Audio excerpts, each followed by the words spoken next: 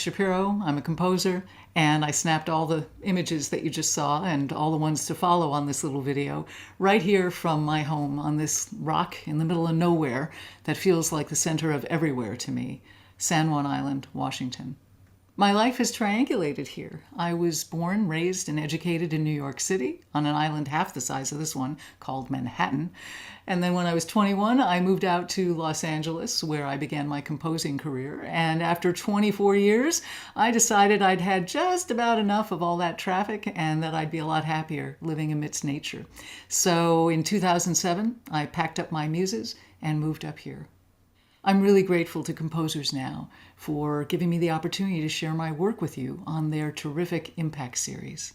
These sorts of lovely profile videos could just turn into, and then I wrote, and then I wrote. But, frankly, all the standard show and tell details about my life, my music and engineering, my background, my advocacy work, my writings in fiction and nonfiction, essays, etc., that's all experienced on my website, alexshapiro.org. The ultimate, most authentic show and tell is what I can share with you through pairing my diverse music with my home movies and my amateur photography. I make my living solely as a composer, for which I'm really grateful. But I take a very, very holistic approach to my art and business and music career, that there's no delineation between all of that and all the things I do as a musician and everything else and the rest of my daily life. There's just no separation whatsoever, even including being an enthusiastic but not necessarily gifted nature photographer, as you're going to see throughout this video.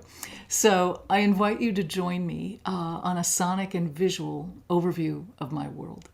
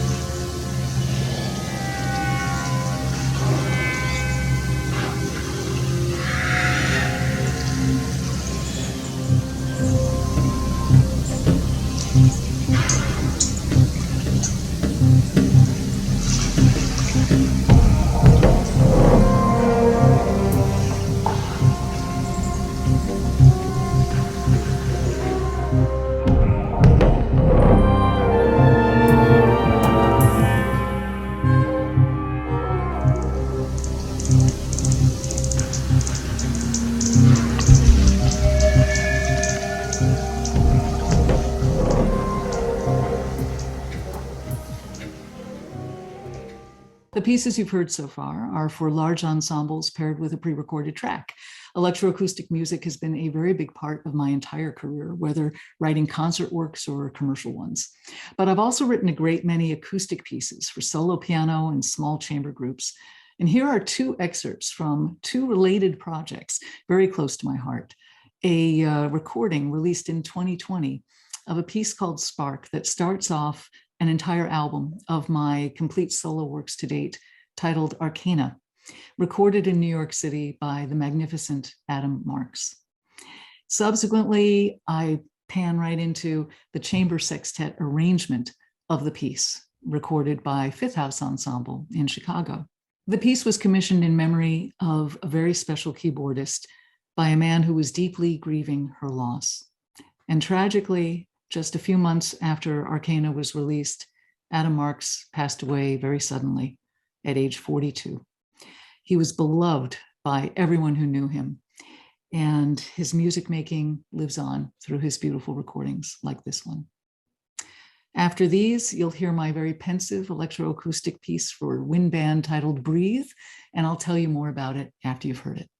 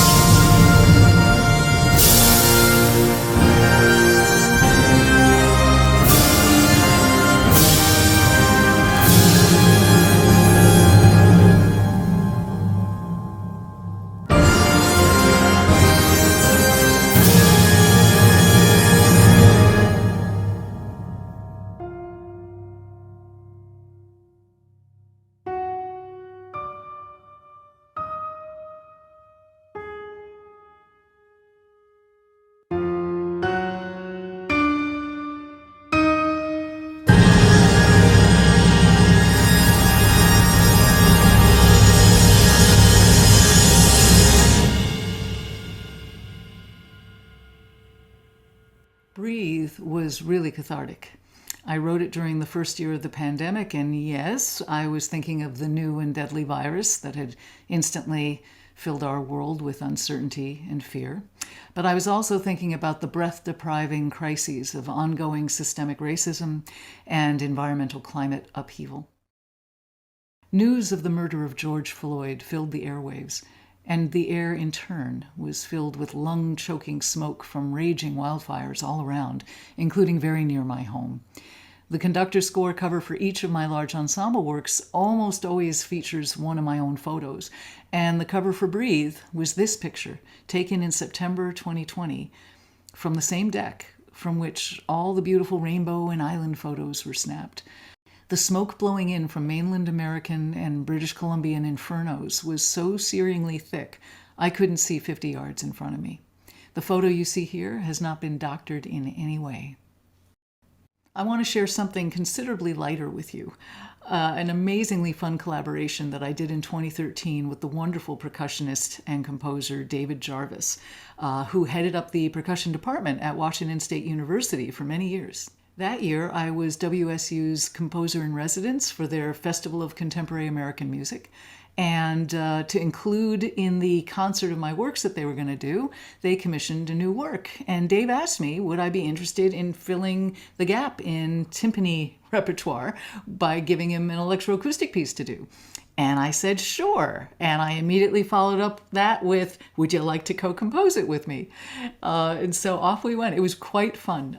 He came up with sketches of timpani passages, and I took them and chopped them up as needed and created an entire soundscape and piece around them. And I formed, harmonic and textural accompaniment. And then I tossed the result back to him, and he made it even more virtuosic and added even more instruments. And as you're going to see in this beautifully filmed video, he plays it incredibly well, as do many other percussionists at this point. It's called Kettle Brew.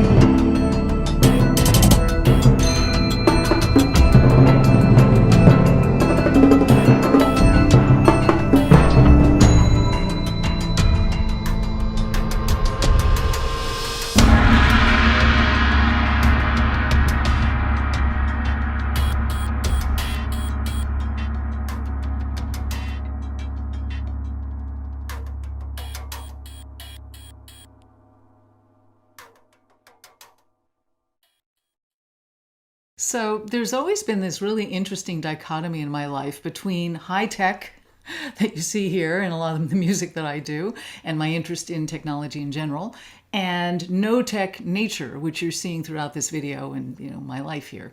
It's really quite something, and I am always talking to people about the impacts of technology over the years on many different aspects, very important aspects of our lives as artists. I started with electronics in 1977 when I was 15 years old, and I just kept going. But through that time, it's been really cool to have this overview of history from 1977 to now, to be able to see the changes and to be able to watch their impact. First of all, artistically, there's just never been a better time to be a composer, because you can write anything you want to write at this point. Everybody's exposed to everything. All the little nifty, neat little compartmentalized boxes of genres have pretty much flown out the window. And that's a beautiful thing.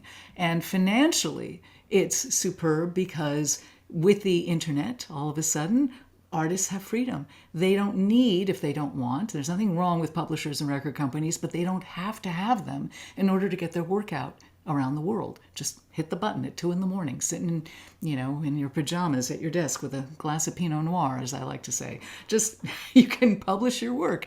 That's a huge thing. And what that leads to is equity and access. We've also never seen so many women composers and composers of color and composers from all kinds of diverse backgrounds as we've seen now. And the technology is a large part of that. And additionally, I have discovered that for messaging, for activism and messaging through music, technology has been an incredible tool. The visuals that we can provide with concerts, the interactive engagement that we can do within a concert and through the web, etc., to engage our audiences in topics, not flogging them over the head, telling them what they need to think about an issue, but sharing with them what we think about something. That's very powerful. And for those of us who are, performers, composers, educators, conductors, never forget how much power you actually have. Sound and beauty are everywhere around us, and all we need to do is listen, right? For those of us who are music writers, all we need to do is make interesting use of all that sound, and then do everything we can to turn everybody else onto it.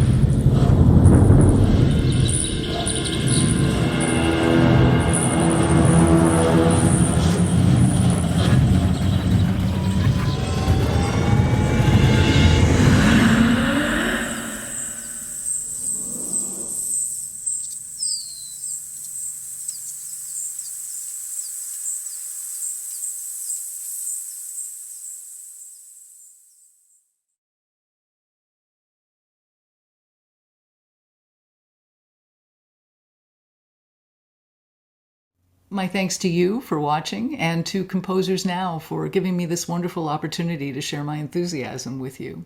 If you happen to be in a position to make a donation, consider making one to Composers Now, because they do so much to enrich the lives of composers and audiences. Thanks.